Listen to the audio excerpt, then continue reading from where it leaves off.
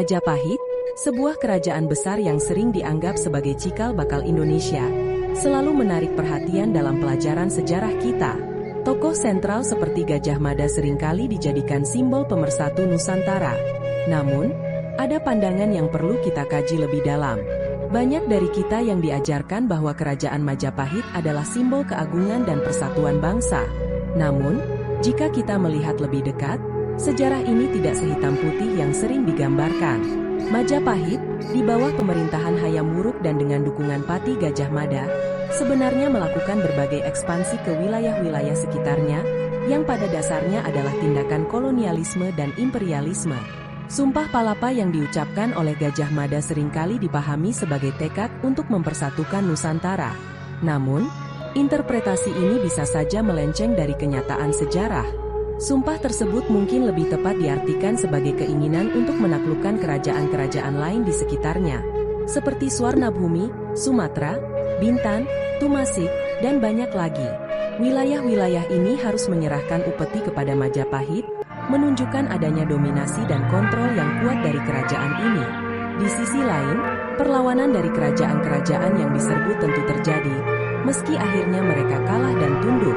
Jika dilihat dari perspektif mereka, Majapahit tak ubahnya seperti kekuatan kolonial lain yang datang dari luar, seperti Inggris, Belanda, atau Jepang.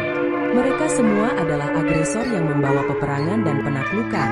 Meskipun banyak penulis sejarah memuja Majapahit dan Gajah Mada sebagai pemersatu Nusantara, kita harus mempertimbangkan bahwa mungkin saat itu, konsep Nusantara belum dikenal oleh kerajaan-kerajaan yang ditaklukkan. Sebagai perbandingan, Gajah Mada bisa dilihat seperti Napoleon Bonaparte, seorang pemimpin militer yang juga menginvasi banyak negara di Eropa. Dengan demikian, kita harus bertanya, apa sebenarnya yang bisa dibanggakan dari seorang Gajah Mada dan Sumpah Palapanya? Apakah itu benar-benar simbol superioritas yang relevan untuk kita saat ini? Pemahaman kita tentang sejarah Majapahit mungkin perlu disesuaikan dengan fakta yang lebih luas dan objektif, sehingga kita dapat menghargai sejarah dengan lebih bijaksana. Gajah Mada, seorang tokoh sentral dalam sejarah Majapahit, terkenal dengan tekadnya untuk mewujudkan Sumpah Palapa. Untuk mencapai tujuannya, ia memimpin berbagai ekspedisi militer yang bertujuan untuk menaklukkan kerajaan-kerajaan di sekitar Majapahit. Penaklukan pertama dimulai pada tahun 1339 Masehi, saat Aditya Warman memimpin pasukan Majapahit menuju Sumatera. Di sana, mereka berhasil membebaskan kerajaan Dharmasraya dan mengembalikan dominasi perdagangan lada di Sungai Kampar kiri kanan dan Sungai Batanghari. Setelah kemenangan ini, Kesultanan Arubarumun pun mengakui kekuatan Majapahit dan tunduk pada kerajaan tersebut.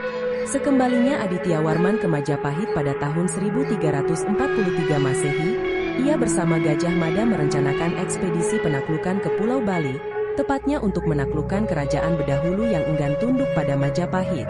Dengan strategi yang matang, mereka berhasil menaklukkan kerajaan tersebut dan pada tahun 1347 Masehi, Bali pun sepenuhnya berada di bawah kendali Majapahit.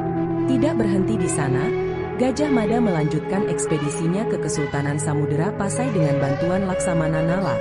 Kemenangan ini membuka jalan bagi Majapahit untuk melanjutkan penaklukan ke wilayah Tumasik, Singapura, dan Nusa Tanjung Negara, Kalimantan.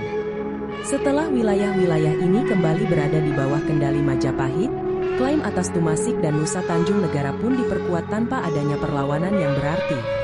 Meskipun ekspansi ini berlanjut ke wilayah timur Pulau Jawa, Gajah Mada sendiri tidak ikut serta dalam penyerangan.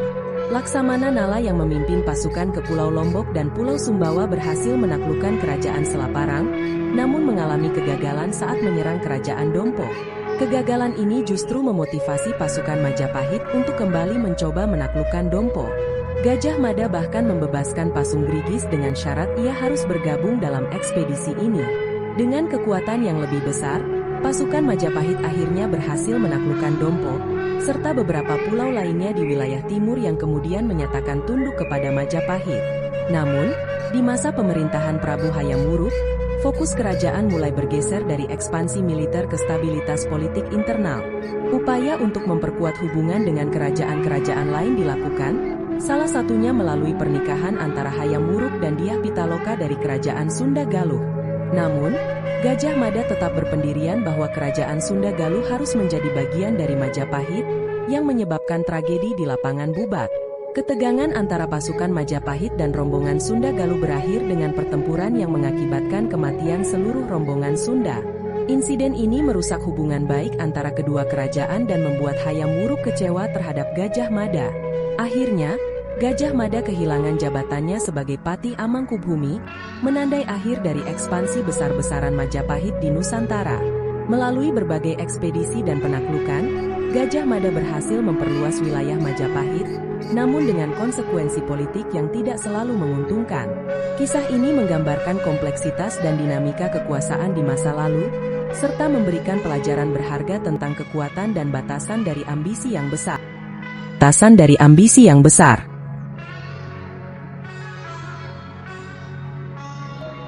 Gajah Mada memiliki perjalanan hidup, karir, dan perjuangan yang luar biasa. Sebagian besar dari kisah ini berasal dari berbagai sumber seperti Babat Gajah Mada, Naskah Usaha Jawa, dan Babat Arung Bondan. Dalam Naskah Usana Jawa, disebutkan bahwa Gajah Mada dilahirkan di Pulau Bali. Ia dikisahkan lahir dari sebuah kelapa yang merupakan penjelmaan Sang Hyang Narayana, Vishnu, sehingga dipercaya bahwa Gajah Mada lahir tanpa ayah dan ibu, sebagai wujud kehendak para dewa. Keajaiban terus mengiringi kehidupannya sejak lahir, masa kanak-kanak, hingga dewasa, bahkan sampai kematiannya. Kisah-kisah seperti ini umum dalam sistem kepercayaan masyarakat Hindu-Buddha pada masa itu, yang seringkali menegaskan legitimasi melalui mitos sehingga tokoh yang dimaksud pantas dijunjung tinggi dan dihormati. Namun, ada juga sumber lain yang menawarkan pandangan berbeda tentang asal-usul Gajah Mada, seperti yang terdapat dalam Kitab Jawa Pertengahan Babat Arung Bondan. Kitab ini mengungkapkan bahwa Gajah Mada adalah anak dari Patih Logender, yang dikenal dalam cerita Damarwulan dan Menakjingga sebagai patih di bawah Ratu Majapahit bernama Ratu Kenya, Kencana Wungu. Menariknya, dalam Kitab Babat Arung Bondan juga terdapat interpretasi yang menyebutkan bahwa Gajah Mada adalah anak dari seorang Mahapatih, meskipun nama ayahnya tidak disebutkan secara akurat. Hal ini mungkin disebabkan oleh perubahan nama tokoh dalam kisah-kisah tradisional yang seringkali diceritakan berulang kali dalam kurun waktu berbeda. Dalam Babat Gajah Mada, yang merupakan sastra Bali, diceritakan bahwa ada seorang pendeta muda bernama Empehu Suradarma Yogi yang memiliki istri bernama Patni Nari Ratih. Salah satu momen paling bersejarah dalam perjalanan hidup Gajah Mada adalah ketika ia mengucapkan sumpah palapa saat dilantik menjadi Mahapatih. Namun, akhir dari kejayaan Gajah Mada dimulai dengan Perang Bubat, yang terjadi pada 1357 Masehi, ketika terjadi konflik antara Kerajaan Majapahit dan Sunda Pajajaran. Perang ini dipicu oleh keinginan Raja Hayam Wuruk untuk memperistri putri Kerajaan Sunda, Dyah Pitaloka Citra Resmi, yang ditentang oleh Gajah Mada. Konflik yang terjadi di persinggahan Bubat berujung pada pertempuran, di mana seluruh rombongan Sunda gugur, dan langkah diplomasi Hayam Wuruk pun gagal. Akibat dari peristiwa ini, Gajah Mada dicabut dari jabatannya sebagai Mahapatih. Meskipun demikian, pada 1359 Masehi, Gajah Mada diangkat kembali sebagai patih dan diberi wilayah di Madakaripura, Tongas, Probolinggo. Namun, pada 1364 Masehi, Gajah Mada meninggal dunia karena sakit, menandai akhir dari kebesaran Majapahit yang telah ia bangun dengan penuh dedikasi dan keberanian.